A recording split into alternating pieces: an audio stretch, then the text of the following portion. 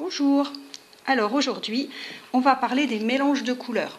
On va partir d'un cercle chromatique, vous en avez peut-être déjà entendu parler, et on va voir comment on peut faire des mélanges à partir des 3 couleurs primaires. Alors, souvent, c'est quelque chose qui pose problème aux personnes qui débutent, on ne sait pas très bien comment fabriquer telle ou telle couleur, et puis on a entendu parler de couleurs primaires, couleurs complémentaires, qu'est-ce que c'est que tout ça, qu'est-ce que c'est que ce bazar, on va regarder ça en détail.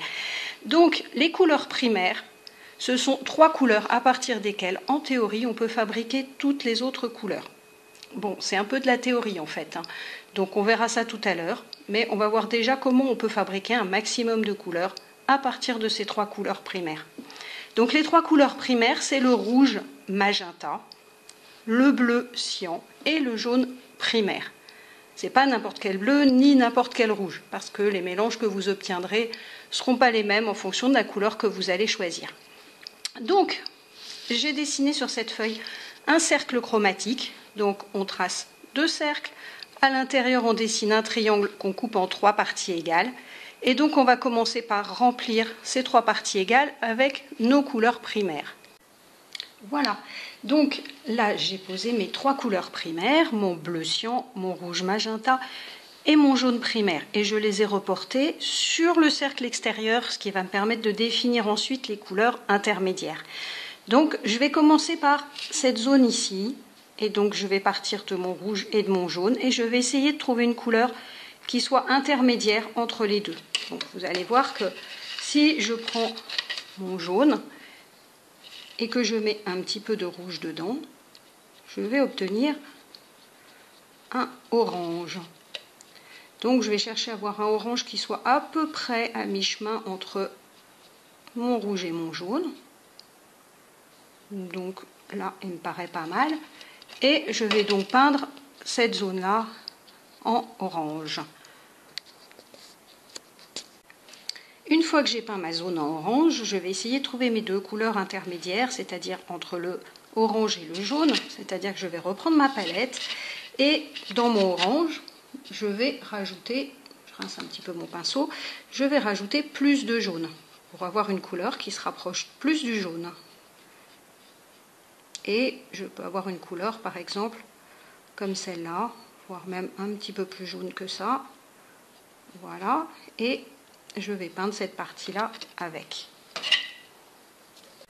Ensuite, je vais chercher ma couleur ici, c'est-à-dire une couleur dans laquelle il y aura plus de rouge par rapport au orange que j'avais fait tout à l'heure. Et je peux obtenir une couleur, par exemple, comme celle-là. Vous remarquez que le rouge primaire, il a tendance à être un petit peu rose. Et donc, si on veut avoir un vrai rouge, on est obligé d'ajouter du jaune dedans. Voilà. Donc là, on a une gamme de couleurs, en fait, qui va du rouge primaire au jaune. Et donc, on voit bien que le mélange rouge primaire et jaune donne du orange. Donc, on a fait notre premier mélange, on a trouvé notre première couleur secondaire qui est le orange. Je vais maintenant travailler entre le rouge et le bleu. Donc, on va voir le mélange du rouge et du bleu. Là, je prends mon rouge primaire et j'ajoute un peu de bleu dedans.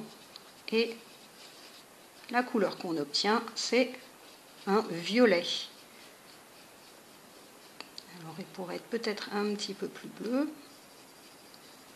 Vous voyez qu'il y a beaucoup de nuances, hein. On peut obtenir beaucoup de nuances différentes en fonction de la quantité de peinture qu'on met d'une couleur ou de l'autre. Voilà, là j'ai mis mon violet. Donc ensuite je vais essayer de trouver une couleur un petit peu plus bleue. C'est-à-dire que je vais repartir de mon violet et je vais remettre du bleu dedans pour avoir une couleur qui soit plus proche du bleu. Donc par exemple cette couleur-là n'est pas mal. Il faut que j'en fasse un petit peu plus, sinon je ne pourrais pas peindre mon truc entier. Voilà, et je peins mon carré entre le... Voilà pour mon bleu-violet, et maintenant je vais chercher cette couleur ici, donc entre mon violet et mon rouge. Donc je vais repartir du violet que j'avais tout à l'heure et mettre un peu plus de rouge dedans pour obtenir une couleur qui se rapproche plus du rouge. Donc là, je pense que j'ai une couleur qui est pas mal, je vais peindre cette zone-là. Voilà, donc il ne nous reste plus que la dernière partie à faire entre le bleu et le jaune. Donc entre le bleu et le jaune, on va le faire le mélange, vous allez voir tout de suite. Donc je mets du jaune, je mets du bleu. Il est un peu sec mon bleu, c'est un peu compliqué, mais on voit tout de suite que ça tire vers le vert. D'accord, donc le mélange entre le bleu et le jaune donne du vert. Donc c'est notre troisième couleur secondaire. En fait, on a déjà le orange, le violet et la troisième, le vert. Je vais maintenant ajouter un peu plus de bleu dans mon vert pour obtenir la couleur intermédiaire entre mon bleu primaire et mon vert. Là, je crois que j'ai mis un peu trop de bleu, un petit peu de jaune. Voilà, donc cette couleur-là, elle va aller ici entre le bleu. Et pour finir, je vais reprendre ma couleur et mettre plus de jaune dedans pour obtenir la couleur intermédiaire entre le vert et le jaune.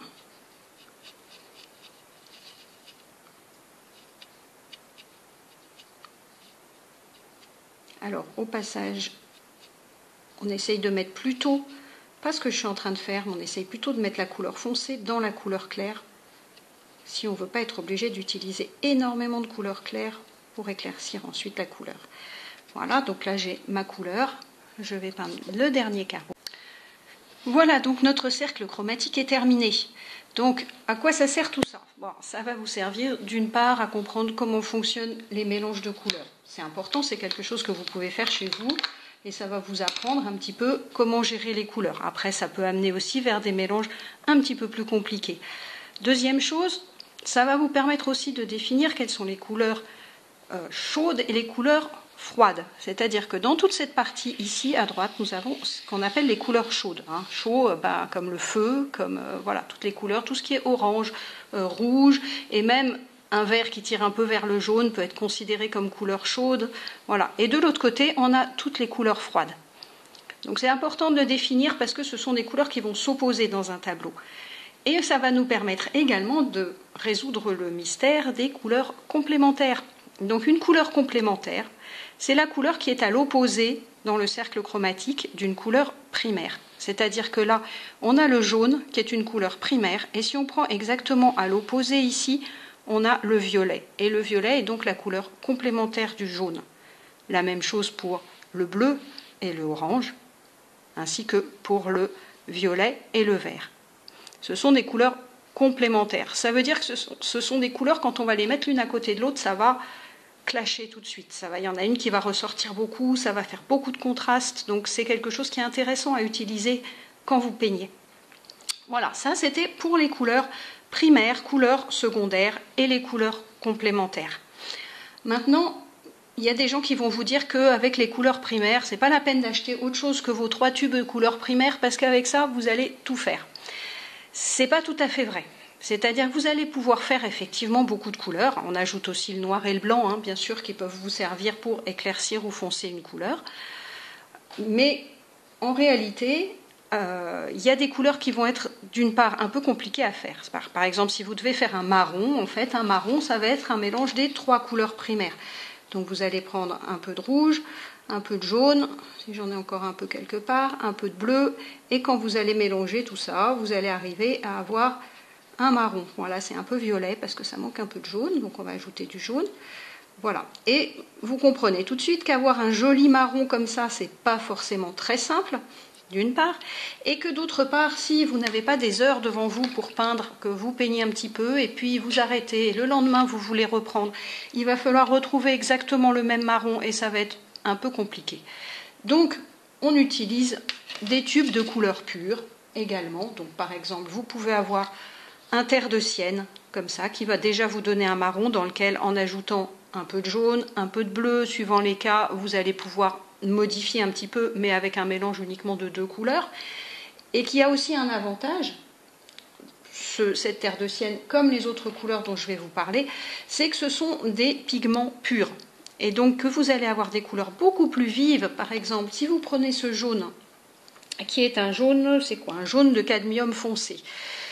parce que bon, vous voyez bien que le jaune primaire, il est quand même un peu jaune citron. Si vous avez besoin d'un jaune un peu chaud, un peu chaleureux, c'est pas vraiment ça. Et si vous mettez un peu de orange dedans, vous allez avoir quelque chose qui sera un petit peu terne. Alors que si vous prenez un jaune comme ça, un jaune de cadmium par exemple, vous allez avoir une couleur beaucoup plus vive, beaucoup plus saturée en pigments, qui sera beaucoup plus jolie. Et pareil pour le bleu. De toute façon, le bleu primaire ne vous permettra jamais de tout faire. Donc vous avez besoin d'avoir un autre bleu. Cet autre bleu, ça peut être soit un bleu outre-mer, soit un bleu de cobalt comme celui-là.